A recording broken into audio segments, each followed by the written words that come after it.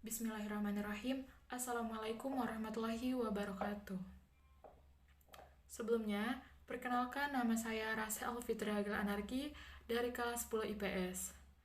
Di sini, saya akan mempresentasikan ujian praktek sejarah Indonesia, yakni Kerajaan Pagaruyung. Ngomong-ngomong, kenapa sih dari banyaknya kerajaan di Indonesia, Rasa lebih memilih Kerajaan Pagaruyung? Karena Kerajaan Pagaruyung terdapat di mana tempat orang tua Rasa dibesarkan, yakni Sumatera Barat. Karena itu, Rasa tertarik dengan sejarah Kerajaan Pagaruyung. Kerajaan Pagaruyung didirikan pada tahun 1347. Kerajaan ini terdapat di Sumatera Barat, Minangkabau.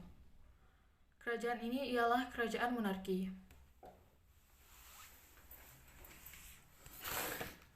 Sejarah Kesultanan Pagaruyung merupakan kerajaan yang pernah berdiri di wilayah Sumatera Barat.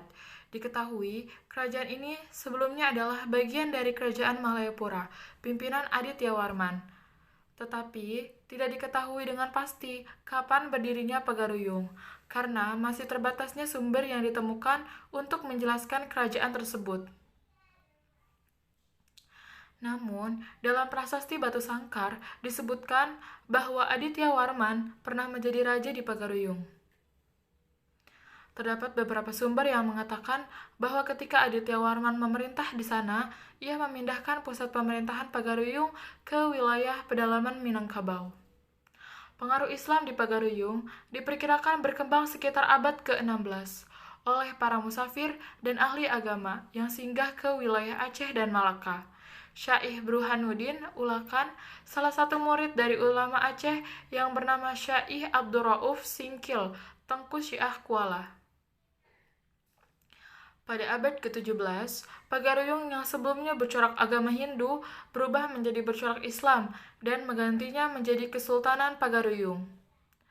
Menurut Tambo, adat Minangkabau, Raja Pagaruyung yang pertama kali memeluk agama Islam adalah Sultan Alif. Dengan masuknya agama Islam ke Pagaruyung, maka segala bentuk peraturan yang bertentangan dengan ajaran Islam mulai dihilangkan dan diganti dengan aturan Islam. Walaupun masih ada sebagian kebiasaan yang tidak dapat dihilangkan, tetapi tidak bertentangan dengan agama Islam. Kesultanan Pagaruyung mulai mengalami kemunduran setelah terjadi perang saudara antara kaum Padri, yakni ulama, dengan orang-orang yang masih menginginkan pemerintahan sesuai dengan adat istiadat sebelumnya. Perang yang melibatkan dua kelompok masyarakat itu terjadi cukup lama, terhitung sejak tahun 1803 sampai 1838. Pemicu utama dari peperangan tersebut adalah adanya penolakan dari sebagian masyarakat terhadap aturan yang dibuat oleh para ulama. Masih banyak masyarakat yang melakukan kebiasaan lama yang bertentangan dengan agama Islam, seperti perjudian, minuman keras, penggunaan madat, tidak dilaksanakannya kewajiban dalam Islam, dan lain sebagainya. Kekuasaan raja di Pagaruyung sudah sangat lemah. Banyak wilayah kekuasaan Pagaruyung yang jatuh ke tangan Aceh, dan banyak masyarakat yang menolak segala peraturan yang dibuat oleh Raja kaum Padri di bawah pimpinan Tuanku Pasaman. Tuanku Pasaman melakukan penyerangan ke kerajaan Pagaruyung pada tahun 1815. Sultan Arifin Muningsyah dan anggota keluarga kerajaan terpaksa menyelamatkan diri dari ibu kota kerajaan ke wilayah Lubuk Jambi. Kerajaan pun semakin terdesak oleh serangan yang dilakukan kaum Padri, sehingga mereka meminta bantuan kepada Belanda. Pada 10 Februari tahun 1821, Sultan Tangkal Alam Bagagarsya melakukan perjanjian dengan pemerintah Belanda untuk bekerja sama melawan kaum Padri dan mengambil alih kembali kerajaan Pagaruyung. Namun, perjanjian itu dianggap oleh Belanda sebagai tanda penyerahan Pagaruyung kepada pemerintah Belanda.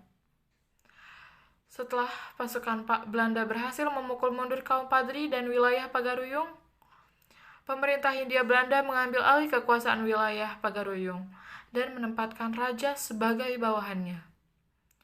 Kemudian, Sultan Tangkal Alam Bagagar Shah meminta bantuan kaum Padri untuk menyingkirkan Belanda, tetapi upaya tersebut gagal, dan ia dibuang ke wilayah Batavia dengan tuduhan pengkhianatan terhadap perjanjian yang telah dibuat. Terima kasih, cukup sekian dari saya, kurang lebihnya mohon maaf. Wabillahi taufiq wal hidayah. Wassalamualaikum warahmatullahi wabarakatuh.